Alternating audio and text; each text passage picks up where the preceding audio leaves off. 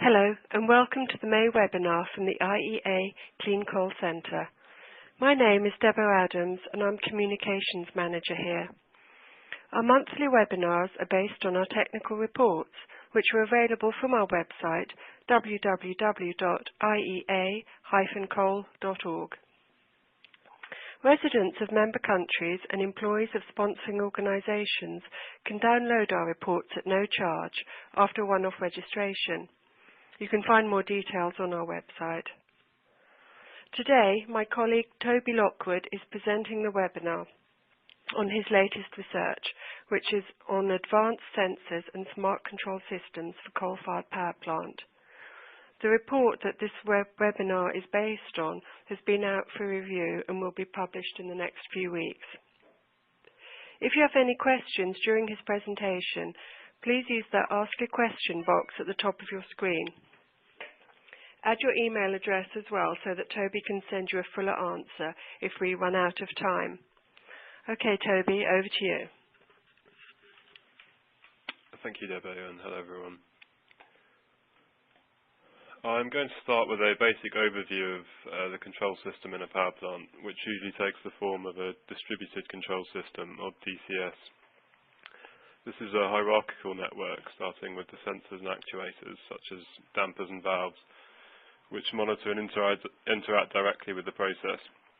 Above this, a layer of digital controllers associated with each plant process generates appropriate control actions based on data provided by the sensors, usually using a form of feedback control loop. Finally, these controllers are supervised and regulated by plant operators in a control room equipped with computers and displays. As developments in microelectronics have allowed sensors to incorporate their own integrated electronics, more processing power and control functionality has been shifted towards the plant floor. Improvements to this control system can gain closer control of the process and enable a range of performance improvements for existing pulverized coal plants, including greater flexibility, efficiency, and reduced emissions. As coal plant is increasingly expected to operate as cleanly as possible whilst providing backup capacity to intermittent renewables, control system upgrades can represent a cost-effective means of meeting these demands. New sensor technologies aim to provide accurate online measurements from locations as close to the process as possible, often requiring a demanding level of device stability in aggressive conditions. This is particularly the case for emerging high-efficiency plant concepts such as advanced ultra-supercritical and IGCC plants, which feature higher temperatures and corrosive environments.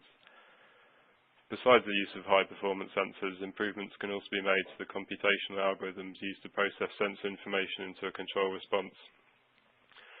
This presentation will look at the state of the art in both approaches to control system upgrading.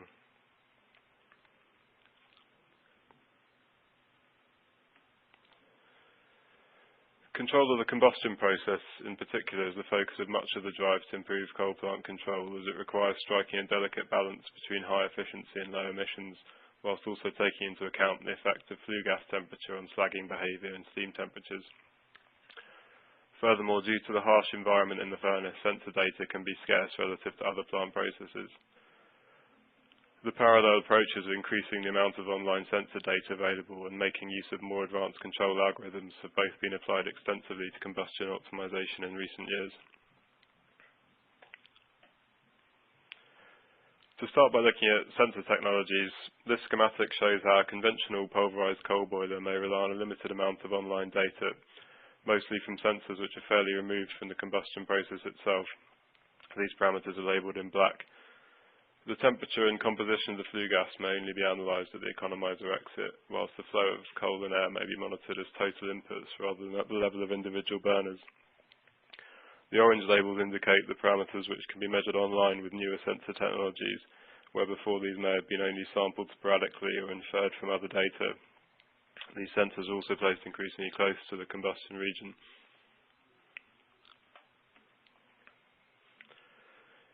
In analysis of flue gas composition, the two key constituents for combustion monitoring are oxygen and carbon monoxide. While some excess oxygen will necessarily remain in the flue gases, lower NOx emissions and increased efficiency can be achieved if this is kept to the minimum required for complete combustion. Oxygen is generally monitored using electrochemical sensors based on an oxygen-conducting solid electrolyte of zirconia, which can be placed in probes directly in the flue gas. Although usually positioned at the economizer exit, this design has been optimized by rose mount to withstand furnace temperatures of 1400 degrees. Carbon monoxide is the most sensitive indicator for combustion that may only be measured when it reaches a critical breakthrough level at the stack, indicating the excess oxygen used is too low. Compact CO sensors are increasingly being installed at the boiler exit, and their data used to continuously adjust and optimize the excess oxygen set point. These CO sensors can be based either on the principle of infrared absorption or measurement of the heat increase as CO is oxidized on a catalytic surface. Whilst the catalytic method can be susceptible to poisoning by sulfur dioxide, newer thin film devices, such as the device from Servomax shown in the central image, can provide good resistance to poisoning combined with a fast response. On the other hand, infrared absorption can be conveniently combined with SOx measurement. Both methods usually rely on extraction and conditioning of a flue gas sample, which introduces some delay compared to the in-situ oxygen sensor. Monitoring flue gas composition at a single location is inadequate, as a single burner with incomplete combustion can result in a localized region of high carbon monoxide which remains unmixed throughout the boiler. Detection of these regions can be achieved with grids of combined oxygen and CO probes, which ideally are located as close to the furnace as possible. In practice, this will be at the top of the back pass, as pictured on the left, or at the economizer.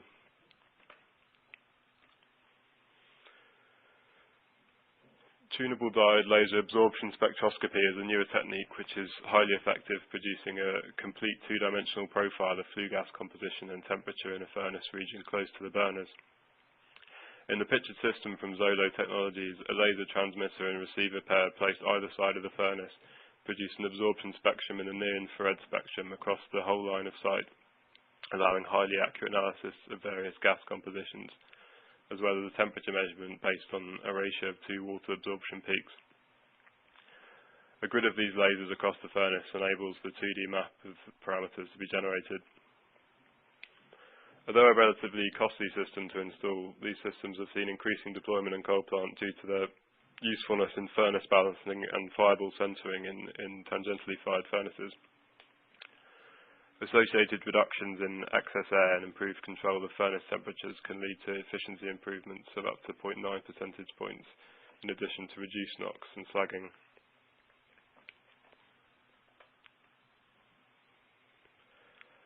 High carbon and ash levels are another indicator of poor combustion and also need to be kept in check to ensure the quality and salability of fly ash. Online monitoring systems are all based on the attenuation of microwaves by carbon and usually rely on ash sampling from the economizer or precipitator hoppers. Although an in-situ system from ABB is able to analyze ash as it passes through the flue gas duct, such online monitoring is particularly effective for mitigating fluctuations in carbon and ash levels during load changes.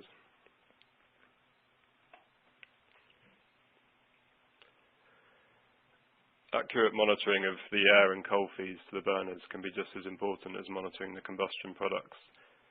Conventional techniques based on sampling individual coal pipes are notoriously fallible and are increasingly being replaced by online sensors.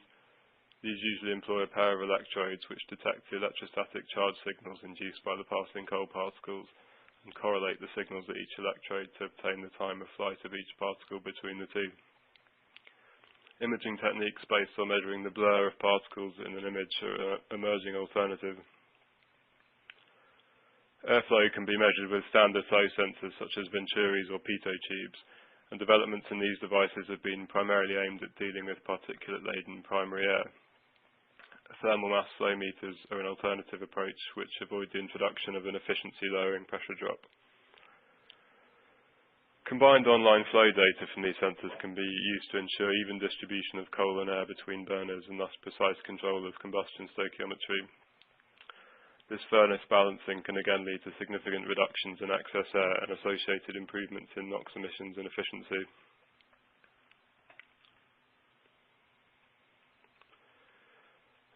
burners are equipped with flame detectors which use optical emission signals to detect the presence of a safe flame.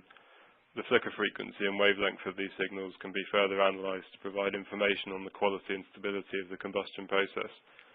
As an extension of this, recent research has demonstrated how digital images of the flame can also be used to generate an even more useful assessment of flame stability.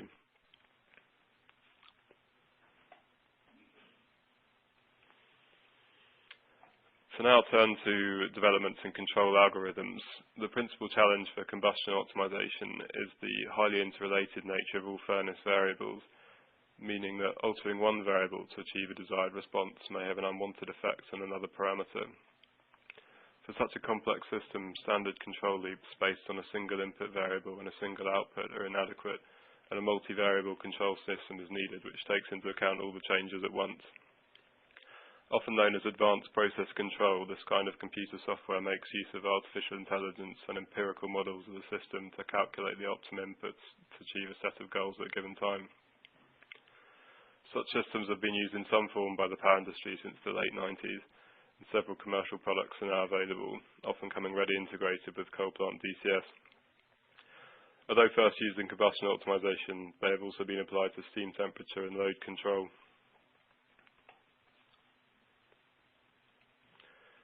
Neural networks are one of the fundamental algorithms behind most advanced process control systems, particularly in their use in the power industry. They are highly nonlinear functions which can be trained on plant process data to mimic the relationships between plant variables, essentially creating an empirical model of the process. Their strength is in their ability to model a large number of nonlinear relations in the process, but they are not dynamic models and can only be used to optimize the system at steady state.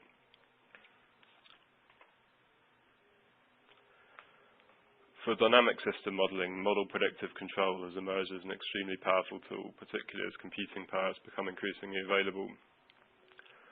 First used in process control for the petrochemical industry, it is now featured in nearly all advanced control systems for coal power plants. A linear model of the plant is used to calculate the best series of control moves over a window of time, but only the first of these moves is actually carried out before the prediction is run again. This time-dependent model allows dynamic control of the plant during system changes. However, the model uses only a linear approximation of the plant, and combustion optimization systems may therefore combine MPC with neural networks for balancing the furnace at steady state.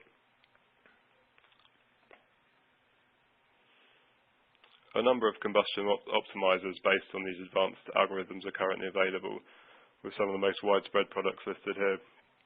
Although highly dependent on individual plant specifics, these are generally demonstrated to achieve up to 20% reductions in CO and NOx emissions and up to 1 percentage point increase in plant efficiency derived from lowering excess air and improved control of superheat steam temperatures.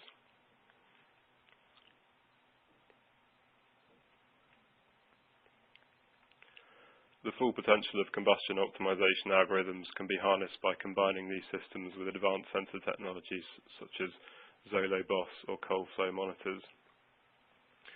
A number of collaborations between these technology providers have demonstrated significant performance gains for existing coal plants.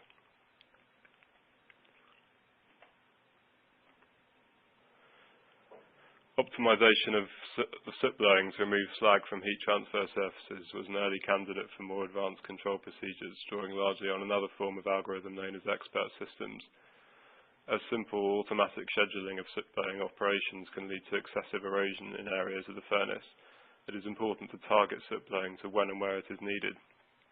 Expert systems are a means of simulating the relatively complex judgments made by experienced furnace operators, and are widely employed in soot blowing optimization, although neural networks have also been applied for this purpose. For the second part of this presentation, I will look at research being conducted into more advanced sensors for power plants, some of which are still some way from commercialization. Much of this material is based on the US NETL's cross-cutting research program, which is funding advanced sensor research with a particular emphasis on achieving resistance to the harsh conditions found in gasifiers and gas turbines. Although not always specifically targeted at coal plant applications, related research is also being conducted in other regions, and high temperature sensors are actively pursued by private sector research.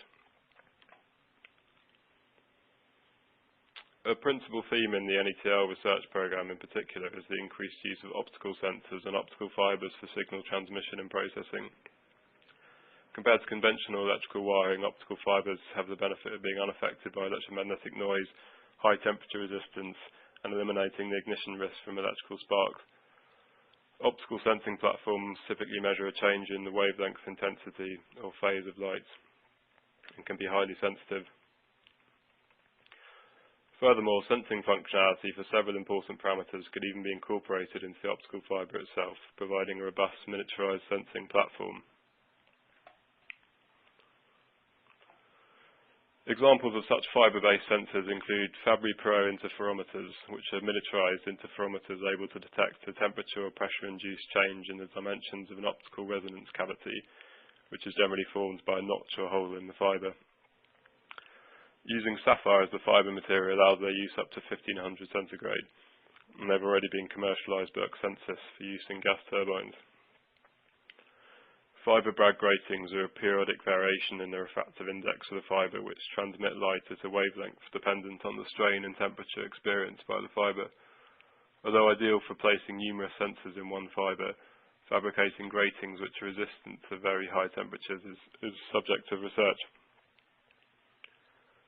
For gas sensing, gas molecules need to be brought into proximity with the light-conducting central core of the fibre using D-shaped fibres as shown, or a porous cladding material. The gas can then be detected by absorption peaks or a change in refractive index.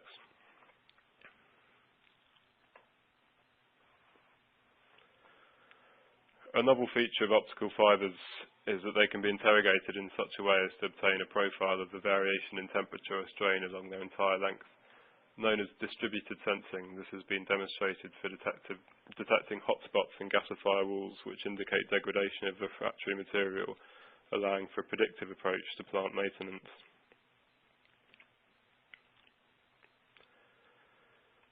Current research is investigating whether this concept can be extended to distributed pressure and gas sensing.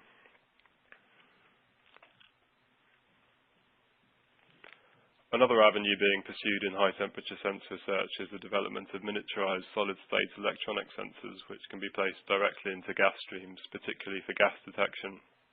The zirconia-based oxygen sensor is a successful example of this type of device, but extending the concept to other gases requires operating the electrochemical cell in more complex modes. The commercial NOx sensor uses the zirconia cell to pump oxygen out of the gas sample to stop it interfering with the much smaller NOx signal. CO and NOx can also be detected by operating the cell in a non-equilibrium mixed potential mode.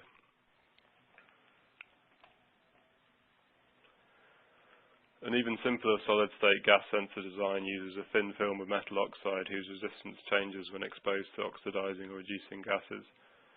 These have strong potential for very low cost and robust sensors for oxygen, CO and NOx, but obtaining good selectivity between each of these gases is a major challenge. Using nanostructured materials such as the nanowires shown here on the right is one means of improving their sensitivity and selectivity.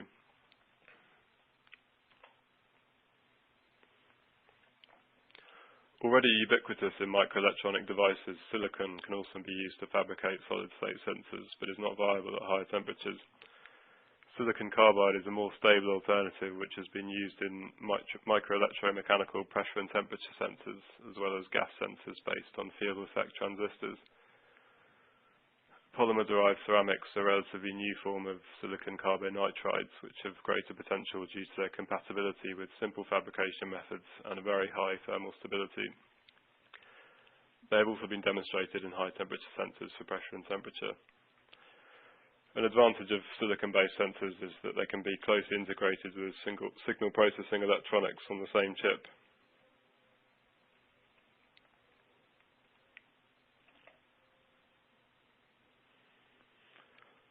Wireless sensors are increasingly used in plant condition monitoring as they avoid a lot of constraints associated with costly and vulnerable wiring. Larger networks of sensors can be deployed more easily using efficient mesh communication, which finds the most efficient transmission pathway between sensors and can survive the failure of individual sensors in the network.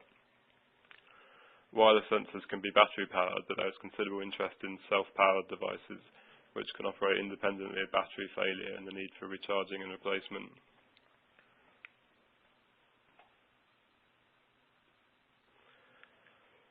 Most interest in self-powered sensors for the power plant environment is focused on activating the sensor with the radio frequency signal used to interrogate the device.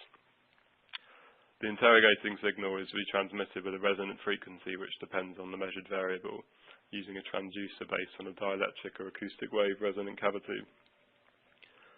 Another option is to use energy harvesting sensors which make use of the abundant ambient thermal and vibrational energy in the plant environment, although generating a significant power supply from these devices has proved challenging.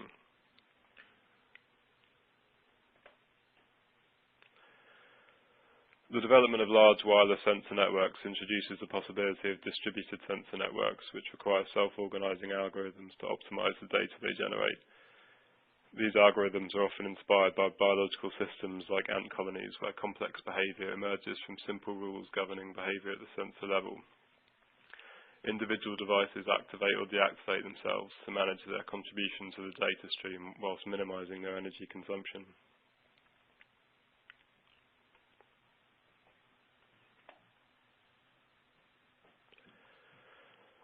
So to summarise, we have seen that an increasing number of sensors are commercially available for monitoring all aspects of the coal combustion process in real time, and which are also able to get closer to the combustion process itself, improving their accuracy and usefulness.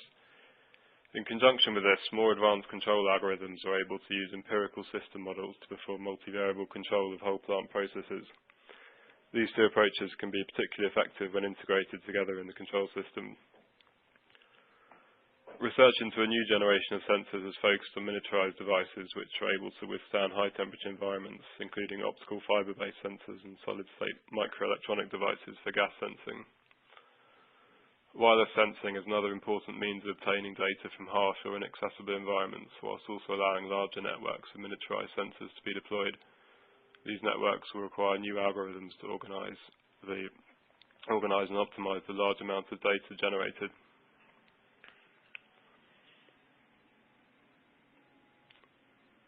So that's the end of the webinar, and I will pass you back to Debo. Thank you very much, Toby, for an interesting presentation. Okay, we're just going to see now if any questions have come in for Toby. Can you just... Here we are. Okay, Toby, the first question. To what extent can these techniques, or are these techniques, used to optimize the structural integrity of pressurized components, such as the metal temperature control, or minimize cyclic loading, etc.?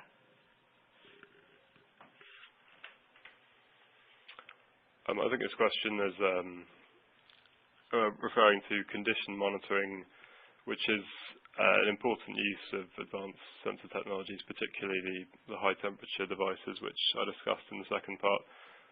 My report focuses more on sensors for control purposes, and there is less on this kind of condition monitoring, but it's certainly an important, a very important use for sensors in the power plant.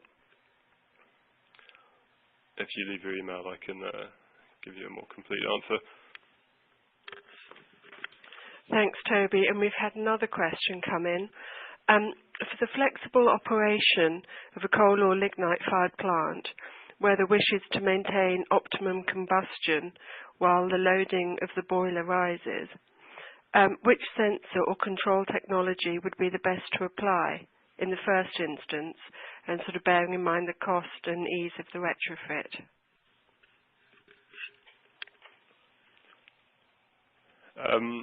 Yeah, I think the simplest way of optimizing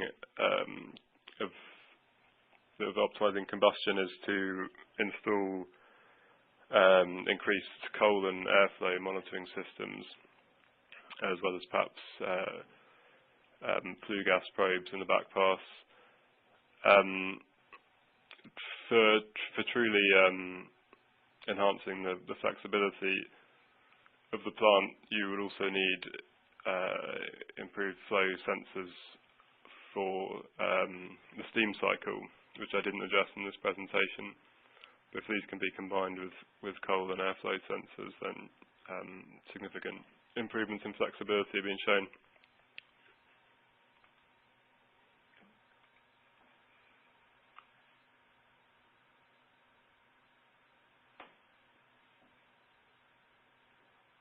Is that it for questions? I think that's it for the questions at the moment. Yeah, okay. Well, thank you very much, everybody, for listening. I just remind you, while we just wait for a moment to see if any more come in, that Toby's PowerPoint will be available to download from the webinar page of our website later on today. And do tune in next month on Wednesday, 10th of June, for Leslie Sloss's presentation on enhanced coal bed methane recovery. Okay, well, that's it. Thank you very much for listening, and goodbye.